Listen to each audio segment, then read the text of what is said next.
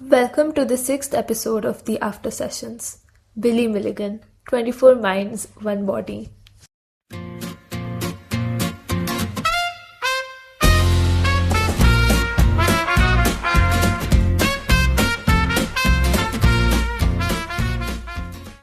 Regin and Adilana fractured the justice system itself. One was an expert in combat without any credentials, and the other was a Yugoslavian communist. Both were accused of violent crimes, neither was innocent. Yet, neither existed on paper. There were no birth records, there were no fingerprints. It was as if they didn't have a body of their own. With them came 22 others, accused by association. They were not violent. Some were children, some caretakers, some moral sentinels. Even those who believed harm was unforgivable. Yet they were dragged into the same darkness, shadowed by crimes of rape and assault they neither planned nor remembered. Bound to the same flesh and the same verdict, they endured. They couldn't escape the crimes they didn't commit. There might have been 24 identities, but one in person. In today's episode of AfterSessions, we unravel the story of Billy Milligan, a single man who stood before the law as many. Though the court was presented with numerous identities, the sentence fell on one body. Milligan became the first person in US history to be acquitted of a major crime due to dissociative identity disorder. His case is about trauma, survival, and what happens when identity itself becomes unstable.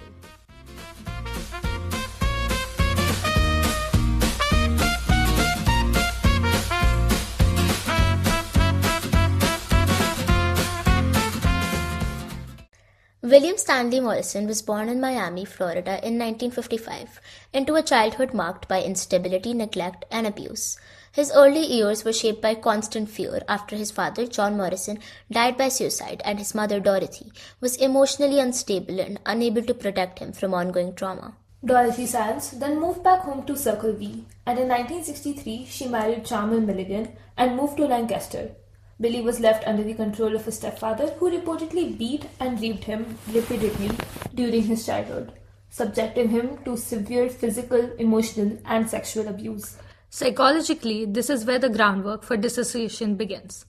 According to trauma theory, especially as outlined by Pierre Genet, dissociation is the mind's last resort survival strategy used as the primary psychological defense mechanism against overwhelming traumatic events. Unlike normal integrated memories, traumatic memories are stored as fragments, visual images, body sensations, or emotions that remain fixed and outside of conscious narrative memory.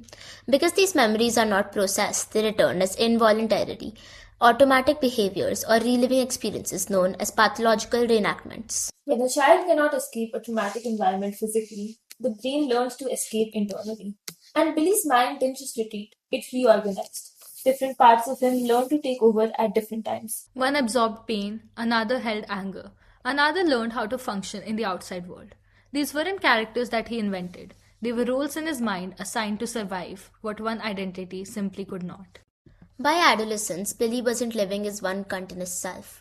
His memory fractured, time slipped away. Teachers described him as brilliant but unpredictable. Friends noticed sudden shifts in accent, posture, even mood. What they were seeing wasn't inconsistency, it was Billy switching, moving between versions of himself he did not fully control. Psychology has a name for this: dissociative identity disorder, also known as DID. Despite how the media frames it, DID isn't about dramatic personalities, it's about memory breaking apart. When Billy was very young, his sense of self hadn't fully formed. Repeated trauma interrupted that process. Instead of one integrated identity, his mind learned to separate experiences, pain in one place, fear in another, awareness itself divided. So different parts of Billy formed to carry what the whole couldn't. Some were children, frozen at the age when the trauma first began, holding fear so Billy wouldn't have to. Others became protectors, aggressive, confrontational, willing to step in when Billy couldn't. One carried rage, one spoke Serbian, one handled creativity. Each had a role. And crucially, they didn't share memories. One part could act while another remained completely unaware it had happened. From the outside, it looked chaotic. Inside, it was organized, a system built for survival. The idea isn't the mind falling apart, it's the mind adapting under impossible conditions. Billy didn't lose himself, he survived by becoming many, because being one was too dangerous. In 1977, Billy Milligan was arrested for kidnapping, robbing, and raping 3 women on the Ohio State University campus. He was identified via fingerprints and mugshots, and as a convicted felon previously imprisoned for rape and armed robbery in 1975. These crimes violated his parole. All victims reported encountering drastically different behaviors and accents from the attacker. One moment aggressive and foreign, another moment gentle and apologetic. What shocked investigators wasn't just the nature of the acts, it was Billy's apparent lack of memory. Psychiatrist Dr. Cornelia Wilbur identified 24 distinct identities. Some cooperated, some refused to speak. Some claimed responsibility for the crimes, while others expressed horror upon learning what had occurred. When host consciousness was present, Billy had no memory of the crimes, which Adilana, one of his alternate personalities, later confessed to, under clinical hypnosis and observation. This fractured accountability and challenged the legal system's foundation, the assumption of a singular, continuous self. Billy pleaded a case of crimes due to insanity. The insanity defense was grounded not in claiming mental incompetency alone, but in asserting the core personality was unaware and not in control at the time of crimes. Milligan's presentation was so well documented and consistent that multiple experts vouched for the authenticity of his condition. However, the public reaction was brutal. Many accused him of faking. DID became synopsis with manipulation in popular culture.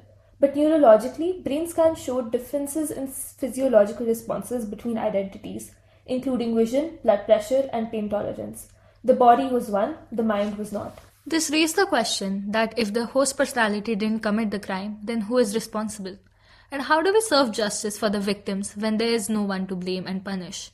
Multiple such questions regarding the ethics of using DID as a defense in violent crimes were brought up. In the end, Billy was found not guilty by reason of insanity and sent to a psychiatric hospital instead of prison. For the first time, the focus wasn't punishment, it was treatment. Therapy centered on integration, carefully reconnecting memories, lowering dissociative walls, and helping Billy's identities communicate rather than compete. Treatment for DID is slow by design. Therapists don't force identity to disappear. They work toward cooperation first, building trust, stabilizing daily life, and gradually helping the mind tolerate memories it once had to seal away.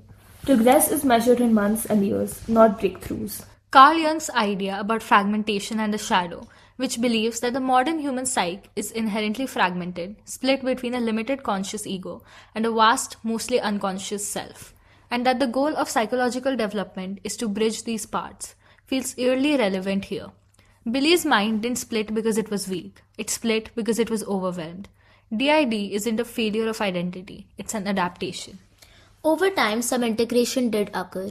Billy learned to recognize when an alter was taking control. He began to piece together his own history, something he had been denied for most of his life. For the first time, his memories started to belong to him. But full integration remained elusive. Trauma doesn't vanish just because it's acknowledged. Some identities resisted emerging. Others still carried pain that couldn't yet be shared. And that raises the hardest question of all. Is healing always about becoming whole, or sometimes just learning to live with what can't be fully repaired?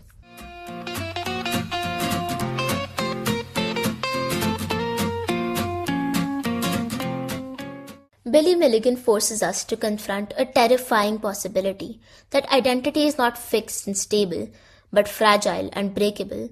The sense of self we rely on so confidently could easily fracture under enough pain. Basic functions remain the same, but it could easily give up on unity and speak no longer as one.